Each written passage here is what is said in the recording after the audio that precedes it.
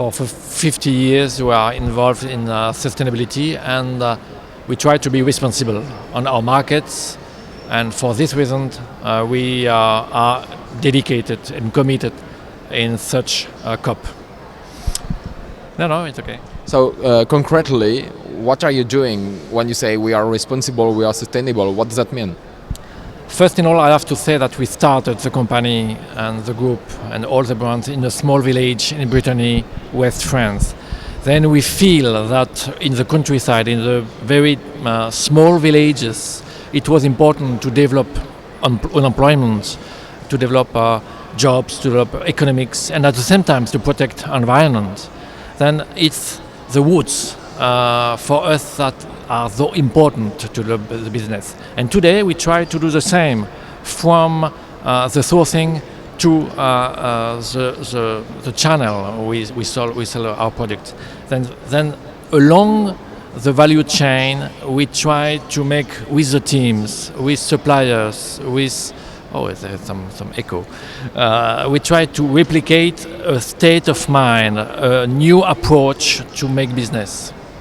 Okay, a lot of big companies and some of them who are supporting COP21 have been convicted of greenwashing and not to be really eco-friendly. What is the difference? How can you prove that Yves Rocher is not just making greenwashing? I think we don't communicate a lot. We start to act. And for example, for the Yves Rocher Foundation we operate with, we started with planting trees, and we just achieved to plant 50 million trees, and we don't communicate a lot about that. Then for us, the first things to do is to act in our factory, to act for eco-design, to act for our shops and our retail operations. And we know that people, consumer and citizen, see how operate a company. Then we avoid to communicate a lot, and we try to act first. Now 200 countries, a bit less than 200 countries are negotiating for 3 days. What are you expecting from this negotiation at COP21? For us it's very important. It's the reason why we are there. Because we need a frame, we need politician targets and collective target to make the game possible. As a planting guy, I visited a lot of countryside in the world, and everywhere people are telling me that the climate is changing.